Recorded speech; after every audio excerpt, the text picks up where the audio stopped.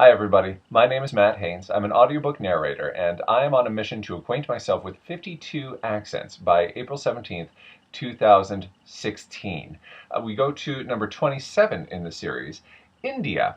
And what I'm going to do is go over 5 highlights from what I'm learning about the changes between Standard American and accent of India. And then I'm going to apply those changes to song lyrics that I know. This is a practice method I highly recommend. Before we get to that,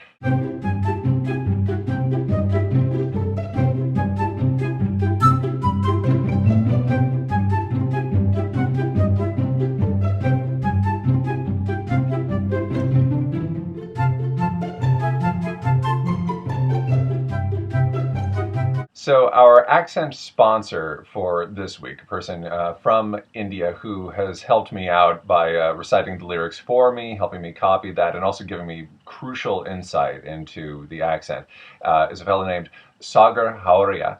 And he works for a place called OutdoorTravelGear.com. Just giving a little bit of a pitch for them in gratitude for sponsoring my accent this week. The rest is me, so where I succeed, give some credit to Sagar.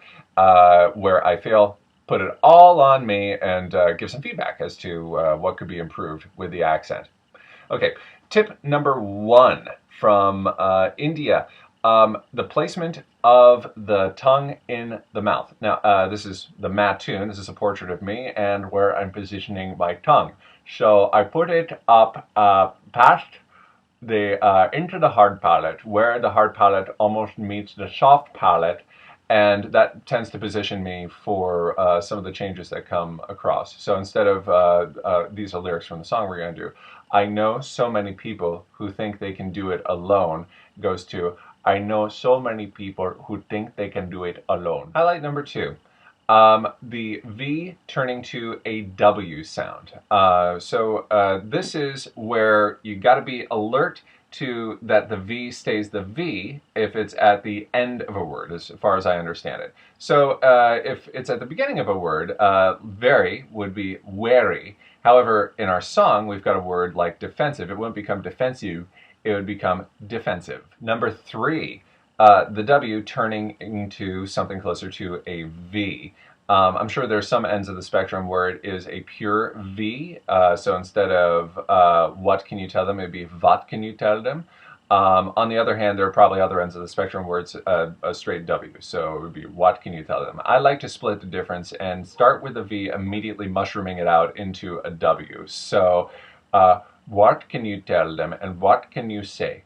Number 4, this one is the most difficult for me. This is the T, which because of the tongue placement, I believe, turns into something sounding more like a D. So instead of what can you tell them, it becomes what can you tell them? Number 5, this is something that's like the others, probably on a wide spectrum.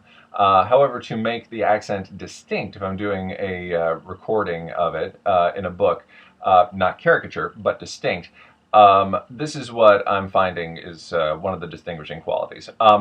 TH, the hard TH, becomes a T. The voice TH, becomes something closer to a D. So instead of through the days, it becomes something closer to through the days. Okay, time to give this a go in the studio with the Beach Boys. Is kind of a mashup of 2 versions of a similar song. I know there's an answer / hang on to your ego. I know so many people who think they can do it alone. They isolate their heads and stay in their safety zone. Now, what can you tell them? And what can you say that won't make them defensive? Hang on to your ego? Hang on now, but I know you're going to lose the fight. They come on like they're peaceful, but inside they are so uptight. They trip through their days and waste all their thoughts at night. Now, how can I come out and tell them the way that they live could be better? And how can I say it? And how can I come on when I know that I'm guilty? I know there's an answer. I know now, but I had to find it by myself. The original lyrics for I Know There's an Answer / Hang On to Your Ego are by Brian Wilson, Mike Love, and Terry Sachin. The music was provided by the very versatile and generous Kevin MacLeod. Comment below, folks. How did the accent go? What are some things to improve it? Also, comment requesting a song, requesting an accent. I've got plenty of these things to go.